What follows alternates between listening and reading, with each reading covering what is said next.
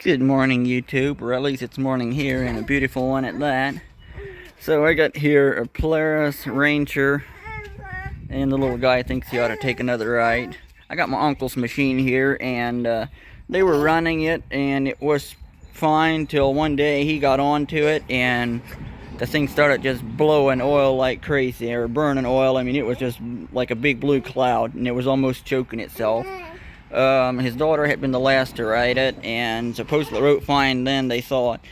So, after digging into it, let me get the part. I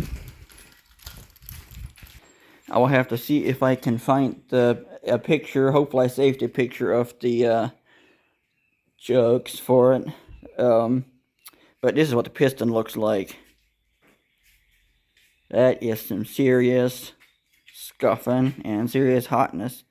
And the choke looked just as bad as this on the one side. I mean, you could rub your finger just like this piston, you can just feel those little grooves in there. And that's what was letting the oil in. That side's got a little bit, but not near as much. So yeah, the choke looked just as bad on the inside.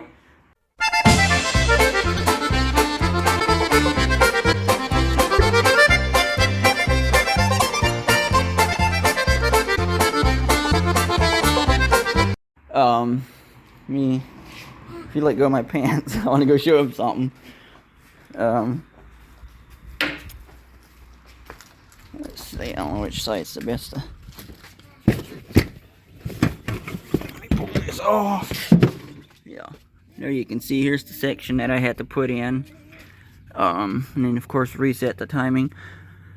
So yeah, anyways, so what happened is they were keeping oil in it, or the oil was fine in it, but what happened was this oil seal, let me come down here, if you look, there's a little clear hose right there at the tip of my finger, and it comes out of, right here's the water pump, it comes out of that housing, as you can see. Well, there's an oil seal, see, not want to focus, but there's an oil seal. When you take that pump housing cover off on the front, as you can see, there's those little screws that come out, and then that cover comes off, and there's hoses there. Oops, right there, are on there. So the pump housing cover comes loose, and then you take the impeller off, and then there's this little oil O-ring that goes all the way back against the engine. There's a bearing on the inside part of the engine, and then this oil ring goes in against that bearing to prevent that oil from coming out into the water pump housing. And the water pump housing also has a seal after the oil seal. Well, anyway, what happened is that oil seal went bad, and it allowed all the oil to drain over into the pump housing. Shut up. And down that clear hose, and it drained it all out, and they didn't know it. And when they went to run it, it had almost no oil left in it, and it caused it to get really hot and just burned it up, and then it started burning oil when they did put it in. So yeah, so I ended up having to replace the piston, and as you can see, the piston, that center section, it came, let's see, I got a rebuilt kit for it. It came with the, let's see, that part, it came with all the gaskets and the the timing chain tensioner, which is right there. Yeah, it's funny, isn't it? So yeah, so I take that upper part off. I ended up not taking the engine off. I did take this stator cover off to get my timing set. Shoot. I should have taken a video of doing the timing before, but you can probably find it on YouTube. Most people took it off and had some lines lined up, but I didn't do that. I'm trying to remember, I think it was a T on there that I lined up with the center of this hole. Took this bowl out, and you shine down in and turn it over till you see that T. I knew it was lined up here. And then the cams up top, if you take this cover off, and you can access this, and this side plate, you can access this upper sprocket where the chain goes on. I think I kept that sprocket, has 2-3 holes, I think. Anyway, those holes were lined with this, I lined them up with this case, and then tightened tighten her or tension her down and put together, and she purrs like a kitten.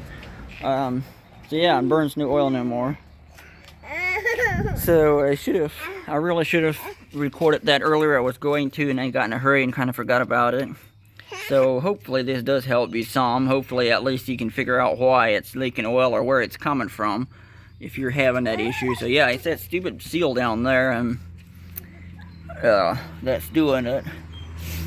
So anyway, yeah, I hope that helped.